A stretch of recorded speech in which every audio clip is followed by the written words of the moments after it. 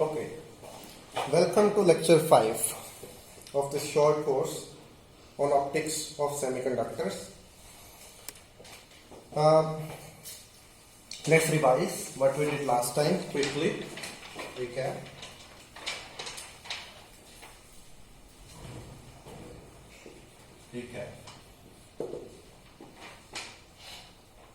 So we studied about radiative and non-radiative transitions.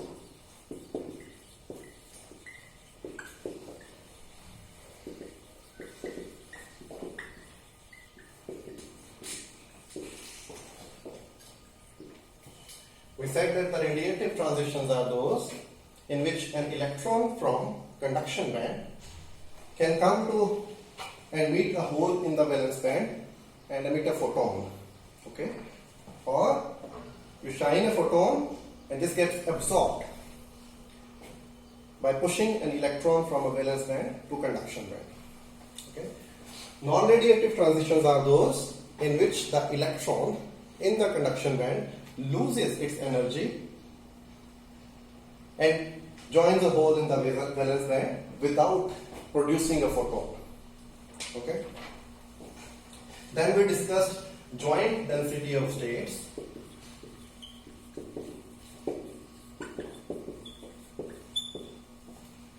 This is important when you are studying the optical processes like emission or absorption processes.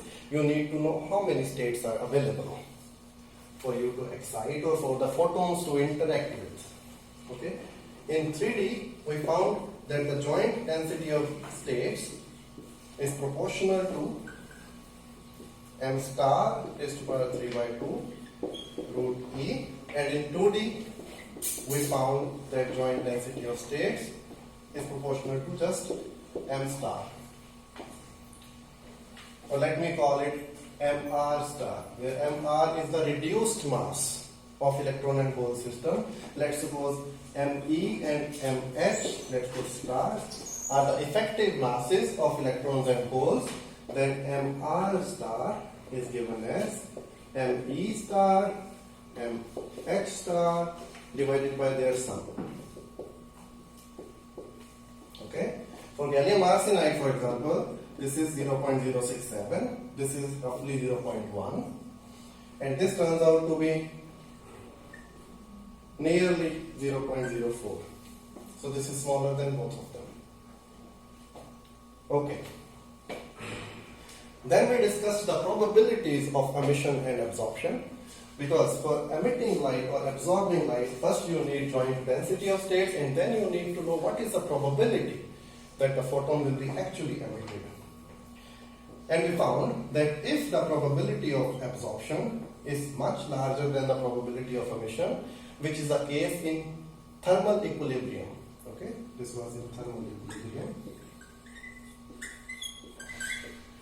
In that case, the material does not emit light. However, you can pump carriers electronically, let's say, or by an outside light source. Then you can create a quasi-equilibrium, where we discussed we need 2 Fermi levels then, and then we found that PE, the probability of emission, can be made larger than probability of absorption. And we found the condition is that the separation between quasi-Fermi levels, EFC minus EFB, is greater than the band gap. This is the condition for amplification, for making a nice emitter device. Okay.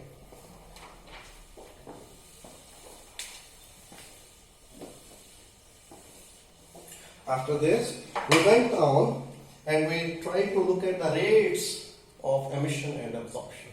We said that there can be 3 processes: spontaneous emission, stimulated emission, or absorption, which is also stimulated because absorption cannot happen without the presence of external light. Okay, and then we said that a rate of spontaneous emission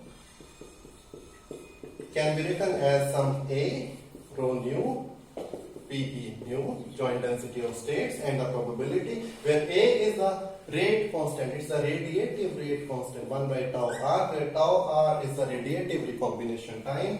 We said now there are non-radiative processes also. This is radiative. Then the total rate T can be written as A plus S, where T is the total rate, which is 1 by tau equals to 1 by tau r plus 1 by tau n r.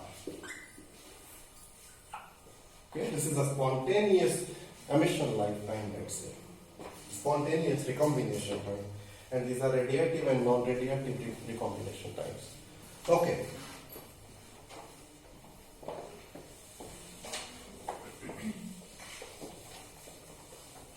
And then we said that the spontaneous rate of emission can be written as some constant, d spontaneous in thermal equilibrium, root x e raised to minus bx in this form, where you know what x and b are, we discussed in last lecture. And we try to deduce the shape of emission as a function of energy, line shape of emission.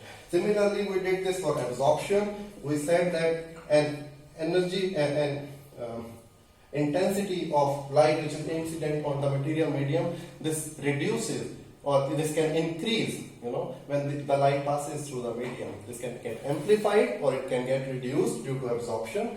And the condition which we wrote was on the basis of this gain coefficient gamma, okay, where we said that if gamma is positive, then this is an efficient emitter, then you have amplification. If gamma is negative, then you have absorption. In fact, we said that negative gamma is alpha, which is the absorption coefficient, and then we wrote I nu of z for absorption, I nu not incident intensity e raised to minus alpha z. This is what we did. Okay.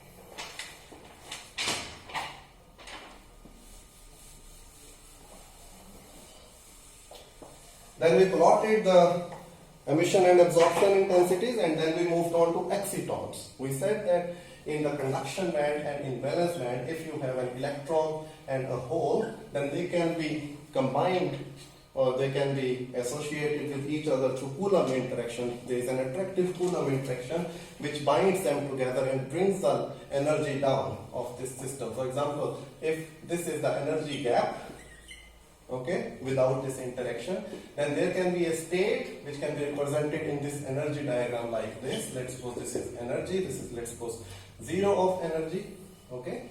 Then you can have an excitonic state where we said that this is the optical band gap, E opt, okay, and this is the binding energy of the exciton. And we said that energy gap is written as sum of optical gap plus the binding energy of exciton. For the 3D system, now this exciton is just like a hydrogen atom, okay, just like a three-dimensional hydrogen atom for a 3D system. Then there can be various states of this exciton like 1s, 2s, 3s, 4s, these excited states of exciton similar to that of hydrogen atom, and these are given as, for a 3D system, these can be written as energy of the nth state is minus Ry over n square, okay, and for 2D system, energy of nth state is minus Ry over n minus 1 whole square, where we said that for n equals to 1, energy of En equals to binding energy, okay, where we found that for 3D system, okay, let's write it like this. We found that EB 3D is equal to minus Ry and EB 2D equals to minus 4Ry. So the binding energy of two-dimensional exciton is 4 times the binding energy of three-dimensional exciton. In fact, this is not very far from reality also. For example, in gallium arsenide, bulk gallium arsenide, this is nearly 4 MeV, whereas here it's between, let's say, 7 to 15 MeV for two-dimensional, for quantum wells, varying depending on the well thickness. Okay, as a function of well thickness, the binding energy can change a little, and this lies in this region. Okay, this is for the quantum wells of gallium arsenide. And this you say is high energy? Sorry? You say this is high energy? This is higher than that of 3D system. Binding energy in 2D is larger than 3D. So here it's 4 MeV, here it's 7 to 15 MeV. We will see that in the case of new layered semiconductors, this is very high. This can go as high as 500 MeV. At room temperature, we can observe something like this? Yes, for room temperature, in fact, we are able to see some excitonic effects in 2 dimensions in quantum wells. But for this, it's very difficult because room temperature is 25 MeV and that kills the exciton. Exactly. But in quantum wells, it's possible.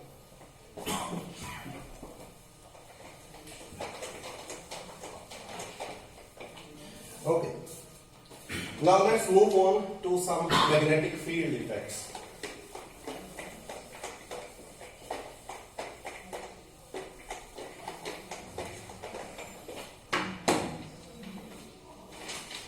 So what happens when you apply magnetic field?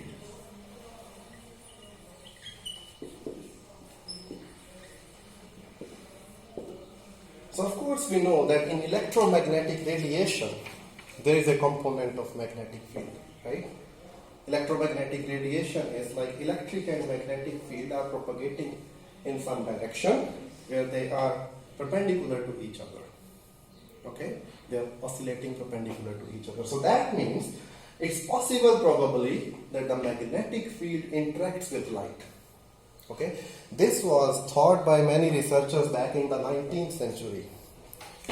Okay, let's go to some history. I like this history.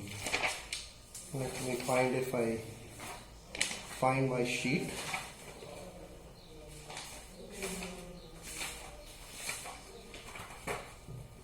Okay, here. So in fact in 1845 Faraday found that you can rotate the plane of polarization of linearly polarized light when you pass it through some medium in which magnetic field is applied across the direction of propagation of light. Let me draw something. So let's suppose this is the sample in which you have applied magnetic field in this direction, and then let's suppose this is the propagation, this is the polarization of light, this is the electric field, and when it passes through this, the plane of polarization rotates. This is called Faraday effect. All of us studied this effect at some point of time in our high school. Right? In fact, Faraday used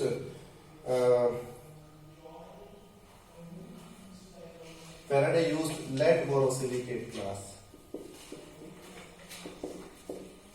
to show this effect in 1846.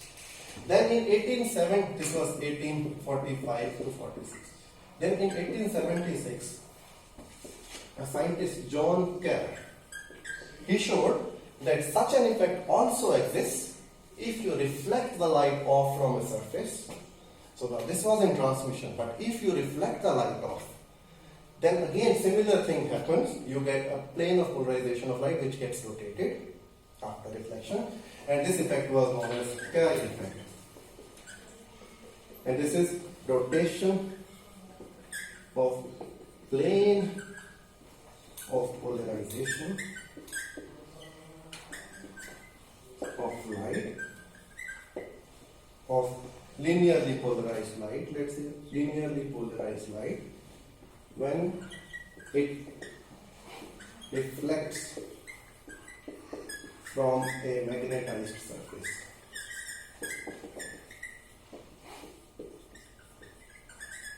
He reflected it actually from the pole piece of a magnet. There is a magnet, then there are these pole pieces in which there is a magnetic field. So this was made of iron in those days. And he reflected light from iron and saw that the plane of polarization was rotated. Okay, in fact, another physicist in 1886, he showed, so his name was Ricci. He showed that the reflected light actually also becomes elliptical. So Kerr effect was, let's suppose you have a medium, and then you reflect light from this. Let's suppose it's of this polarization. It's difficult to draw. Then you have a rotation of the polarization of light. Okay. But Ricky said that he actually also measured that the light became elliptical in polarization. It was linearly polarized earlier, and it became elliptically polarized. And then this effect was called Kerr ellipticity. Here this was called Kerr rotation. Okay. This is Faraday rotation, this is Kerr rotation. Again I repeat, Faraday effect is similar to Kerr effect but in transmission.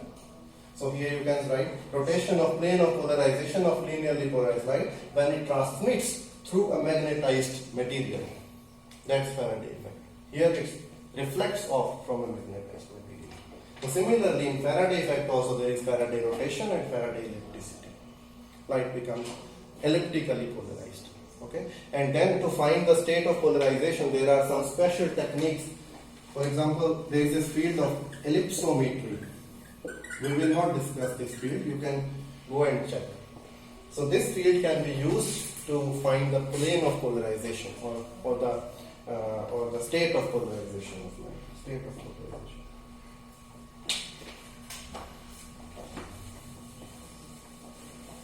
Okay, so this is how magneto-optics started in 1845. It's a very old field. In fact, then in 1897, there was this physicist Zeeman, and he discovered that when the spectral lines from sodium, sodium atoms, when they pass through magnetic field, okay, then they split. Meaning when you apply magnetic field to sodium atom, then the lights which emit are split in energy, and this was called Zeeman effect. Okay. In fact, in the next coming years, most of these effects became really useful in determining the band structure of semiconductors, which is what we are discussing. Many of these effects have been very useful, and also they were used in technology. For example, in 1950s, it was found that from a magnetic material, we all of us know that there can be domains on the surface of magnet or in the bulk of magnetic materials. Now, on the surface, you can read these domains using Kerr effect. You can know in which direction the magnetization is pointing to in all these domains. And this became the basis of this magneto-optical readout drives or recording, magneto-optical recording. Okay, domains could be observed using Kerr effect, and this became the basis of magneto-optical recording.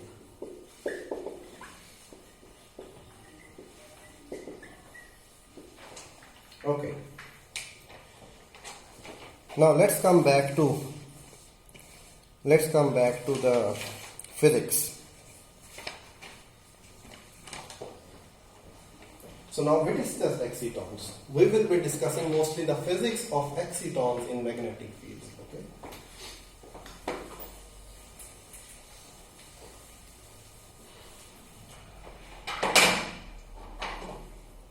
Now what happens when you apply magnetic field to a semiconductor?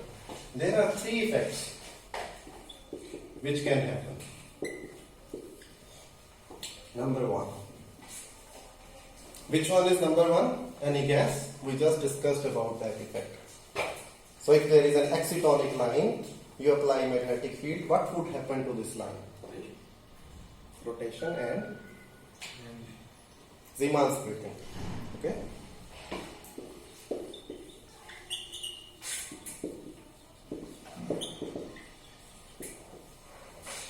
Yes, we will not be discussing actually Kerr rotation of these lines. That also happens because of shortage of time. If we have time, we can also discuss some Kerr spectroscopy. Secondly, there is a phenomenon called Landau Levels formation.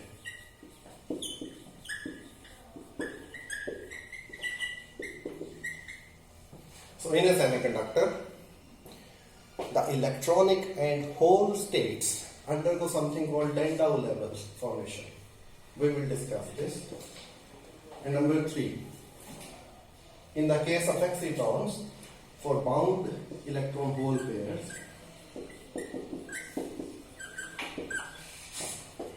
we have something called diamagnetic shift.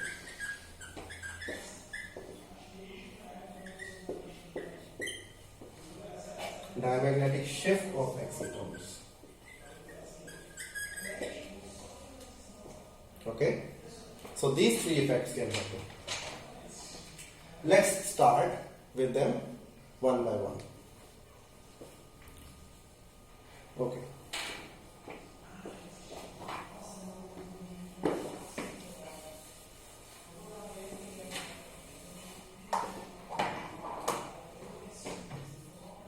Zeeman splitting.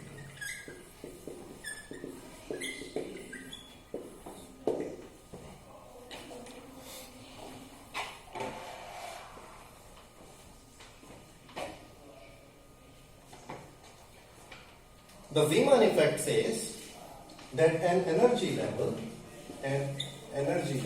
maybe I should change the marker.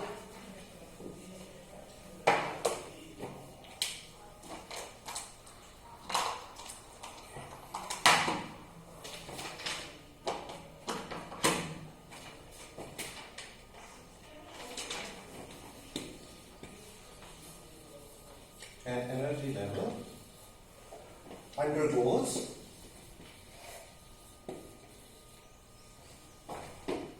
a red or a blue shift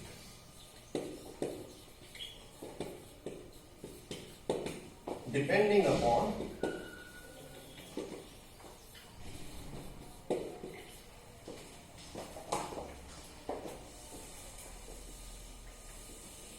the magnetic moment associated with this.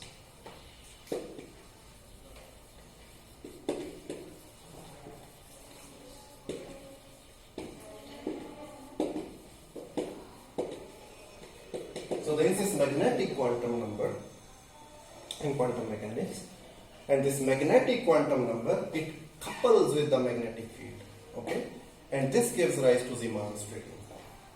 Okay, so what I mean is, so Zeeman shift, we can say first Zeeman shift and then we come to Zeeman splitting.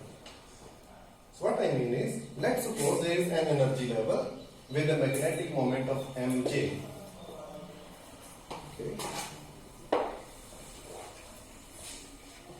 Then the interaction of this moment with the magnetic field leads to a Zeeman energy of some g, which is a g factor, mu b, b. This g is called the Landau g factor. Okay, all of us know this. Now, let's suppose there is some level in a semiconductor. Let's suppose this is my valence band and this is my conduction band. Let's suppose this level is doubly degenerate. Okay? For example, there are 2 types of spins. Okay? So there can be 2 kinds of states here.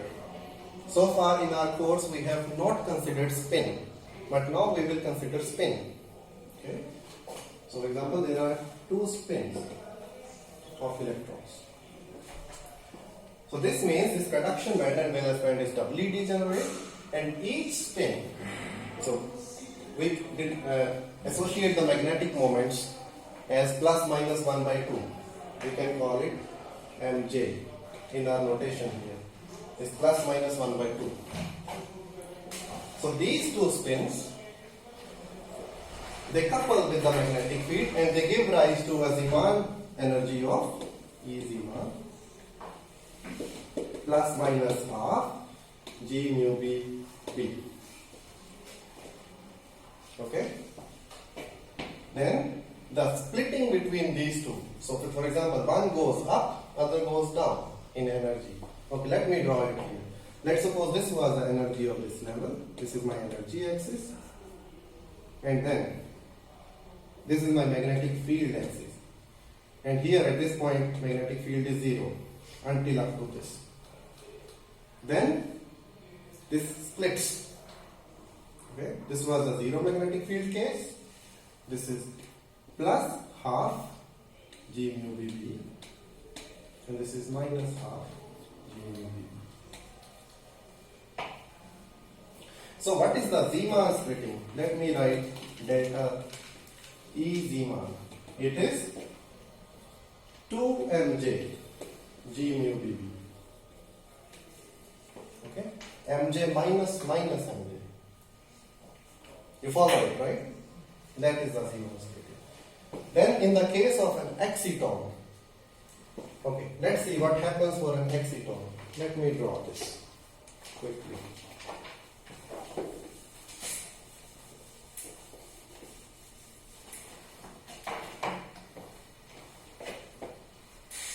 So let's suppose there was a conduction band and a valence band.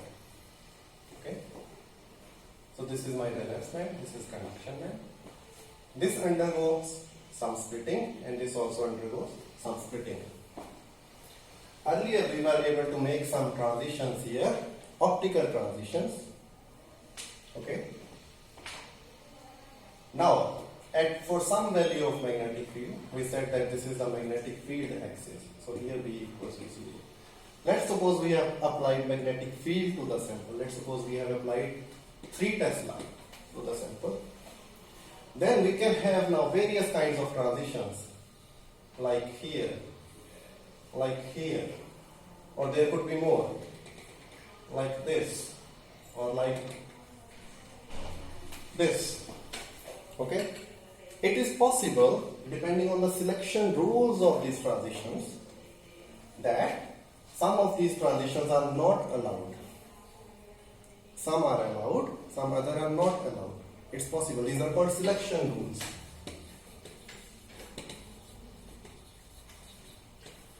This is a slightly complicated topic. I will not go into details because this is very much specific to which semiconductors are we talking about. But let's suppose we have 2 transitions which are allowed, which we are able to see in the optics. Let's suppose one is this and other is this. Then it turns out that one of these transitions can be sigma positive polarized, I will tell you what it means, and one can be sigma negative polarized. Okay. So sigma positive and sigma negative are used to represent the circularly polarized light. Okay. So initially this transition was unpolarized. But now when you apply magnetic field, these 2 transitions become circularly polarized. And you see one of these transitions is at lower energy than the other. So this is the Zeeman splitting. Okay? So let's suppose the Zeeman splitting, so we were going to talk about the exciton now. Let me do it here.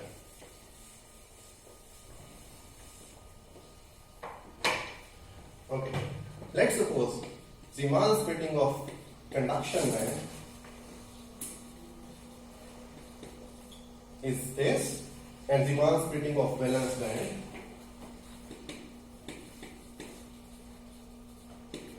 is this. Okay? Then the total splitting of the exciton, delta E, let me call it this, Zeeman exciton, equals to this minus this. Okay? That's a splitting. For example, this energy minus this energy. That's a splitting. Okay? Or this plus this. That's a splitting. But for the case of this, we assume that this is a negative sign then of this. It's the opposite sign because the energies are in the other direction for the valence band. Anyway, depending upon the notation which you use, you can use plus or minus. Essentially, it has to come to the Zeeman splitting, and this can be written as some effective exciton G factor, Gx mu B B. So this is the effective exciton G factor. Okay? So it turns out that the value of this effective exciton G factor can lie anywhere between 0 to 50. Anywhere between that, depending on the materials. For example, we have been talking about the case of gallium arsenide. For the case of gallium arsenide, the value of G factor in the bulk gallium arsenide,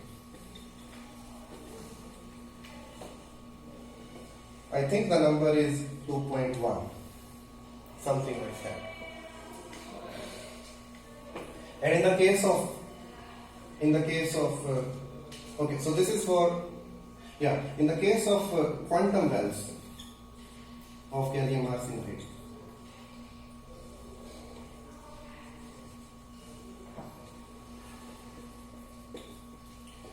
for the heavy hole exciton transition, there are two types of holes, remember? There are heavy holes and light holes, depending on the effective masses.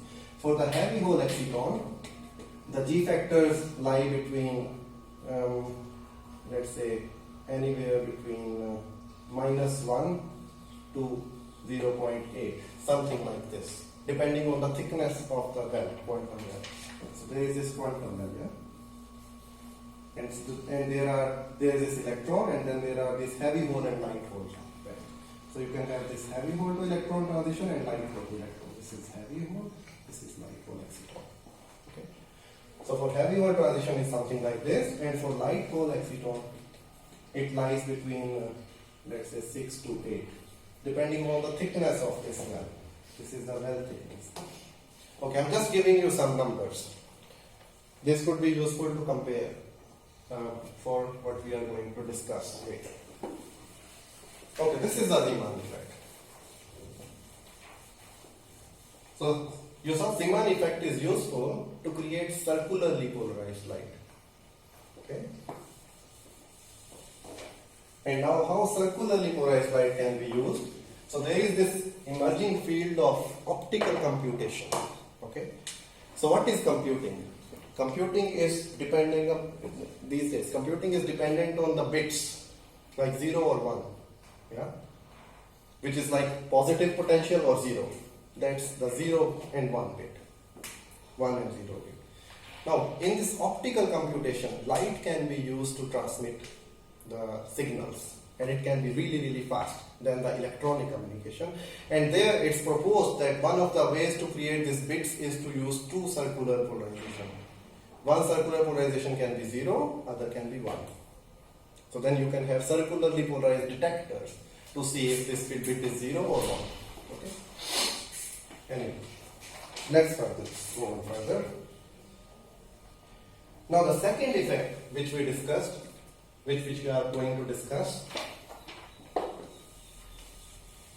is the Landau level formation.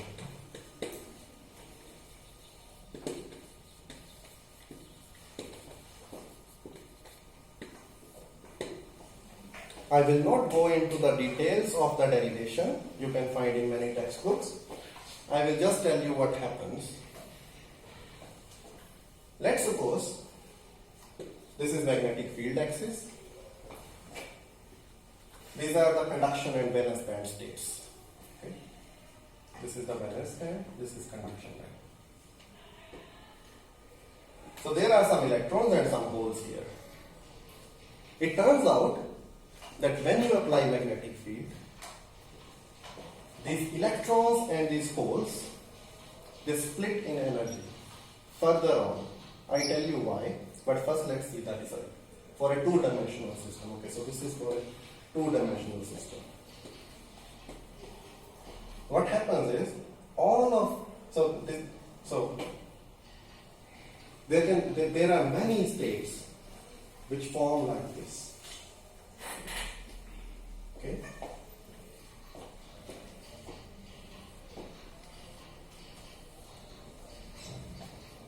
And these are called Landau levels.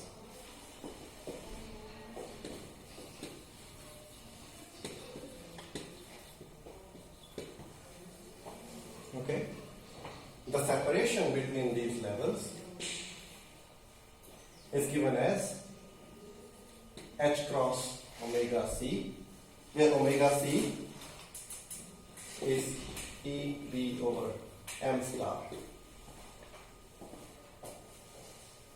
depending on the magnetic field. So you see, this is proportional to the magnetic field, so they are linear in energy. Okay. Why does this happen? The physics is the following. The physics is the following. In the absence of magnetic field, the electron and holes are free to propagate in the plane of the material. Yeah? They are confined in this direction, but they are free to propagate in the plane of the material. When you apply magnetic field and you solve the Schrodinger wave equation for this electron in the magnetic field, you find that actually it turns out that even in the plane of this material, the system becomes quantized. The levels become quantized, which were earlier continuous. Okay, what I mean is,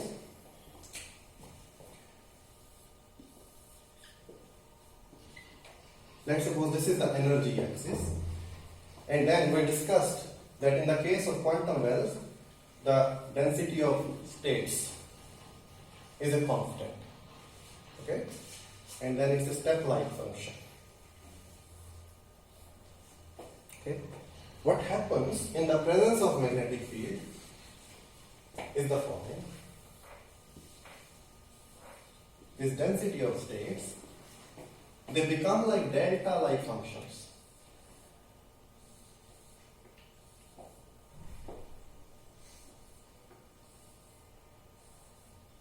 In both valence and conduction band. So these are the density of states of Landau levels. And then we call it as zeroth Landau level in conduction band, first Landau level in conduction band, second Landau level in conduction band, and so on. Similarly, zeroth Landau level in valence band, first Landau level, and so on. Okay? And what comes out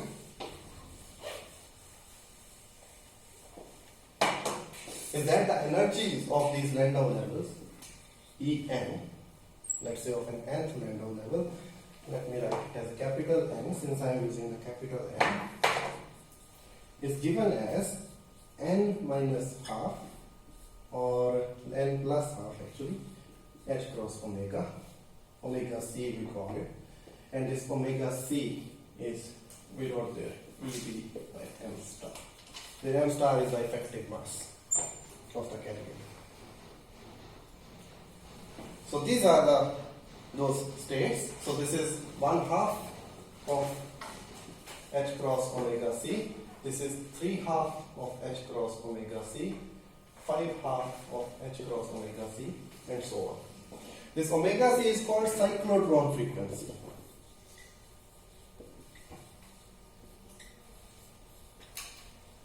The theory says that when you apply magnetic field, the electrons start going into cyclotron orbits. We know this classically also, right? The electrons rotate in cyclotron orbits. Quantum mechanically, the expressions look similar.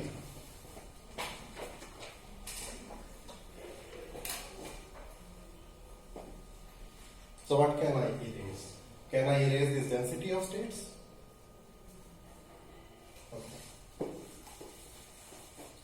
Okay, any questions so far? The cyclotron mass, Yes. it's different from the effective mass that calculated from this. Right. It's different, right? So, yes, this is the in-plane mass. It's different from the effective mass which we calculate from the band.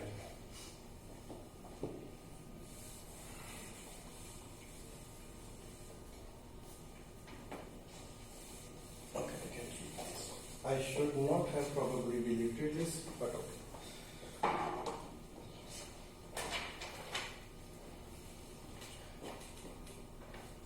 So the radius of these cyclotron orbits is given by an expression which is 2n plus 1 h cross by m star omega c, where omega c is EB by m star. We can also write this 2n plus 1 as some length L. Okay? This length L which I wrote, is square root of h cross by m star omega c. It has a lot of significance in spectroscopy. Okay, this is called magnetic lens.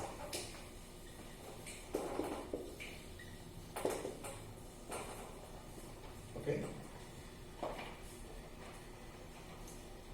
and then the ground state energy, we can write, we actually already wrote, let me write it more explicitly because this will be useful. Ground state energy for n equals to 0. This is E0 is half n plus omega c equals to h cross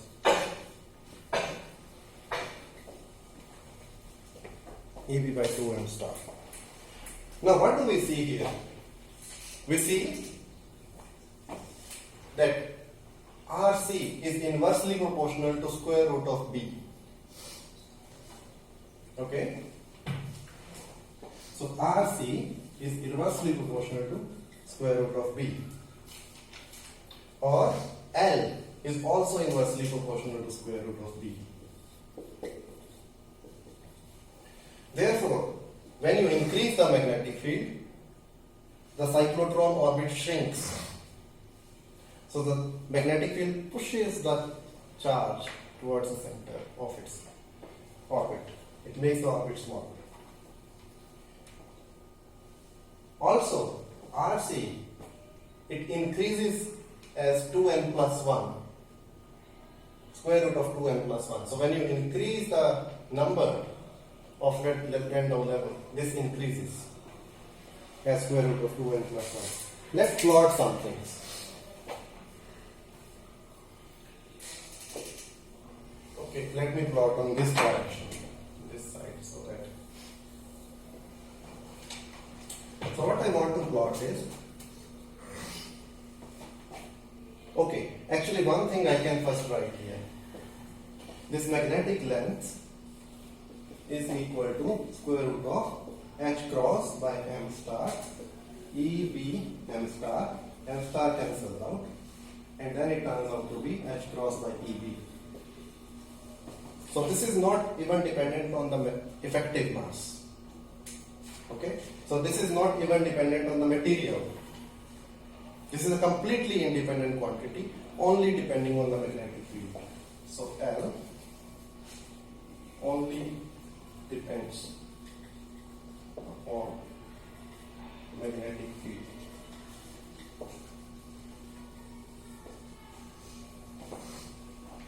So today I was calculating the value of L as a function of magnetic field.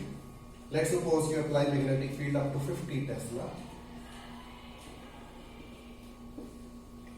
Such magnetic fields are possible to apply in some special facilities.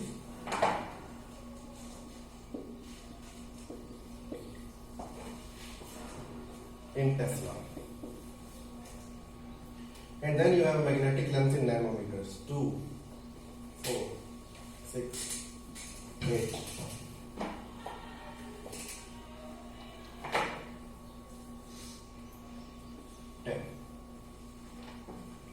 So for 10 Tesla, it's roughly 8 nanometer.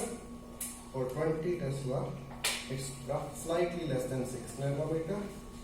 For 30 Tesla, it's roughly 4 nanometers, slightly large maybe. For 40 Tesla, it's nearly 4 nanometer. So it follows a curve like this. Okay? We will know why we are plotting this. Let me erase this now.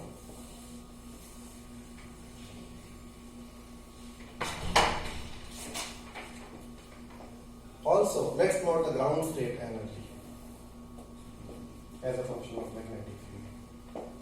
Half h cross omega c in MeV. 10, 20, 30, 40, 50. Let me plot it for the case of gallium arsenide. for gallium arsenide. This was independent on material. Here I am plotting it for gallium arsenide. Here let's say I have 20, 40, 60, 80. So for 10 Tesla it's slightly larger than 10. 20 Tesla it's of the order of 30. 30 Tesla it's of the order of 40. And so on. There is a line like this. This is linear. Now why we have plotted this? Let me tell you why we have plotted this.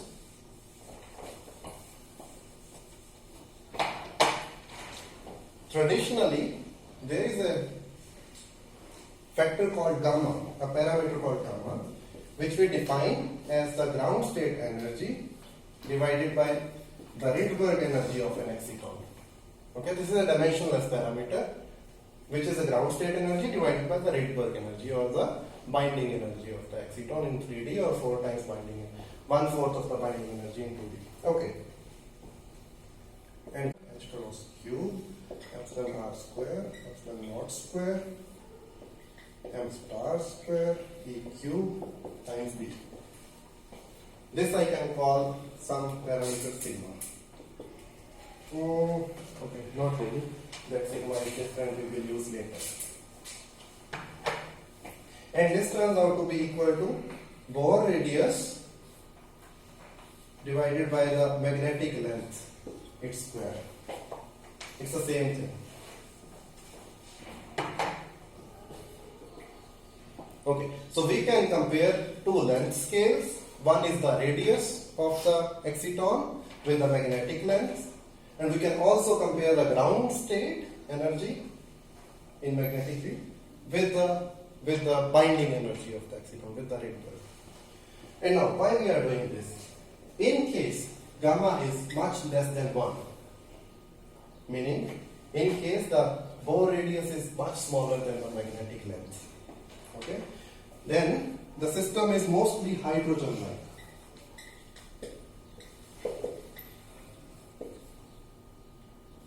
Hydrogen-like, and Landau levels are not visible.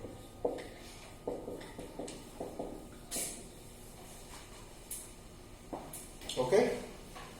For the Landau levels to start to become apparent in the spectrum, you have to have gamma nearly equal to 1 or greater than 1. Okay, so gamma much larger than 1.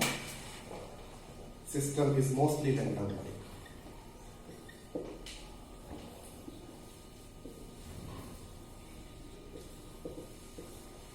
Okay, because this happens at large enough fields where the radius of the exciton is shrinked, or the magnetic length, so that your Landau levels start to become apparent. Okay, so let's take a break of 10 minutes. Any questions so far? And then we continue with its physical interpretation after 10 minutes.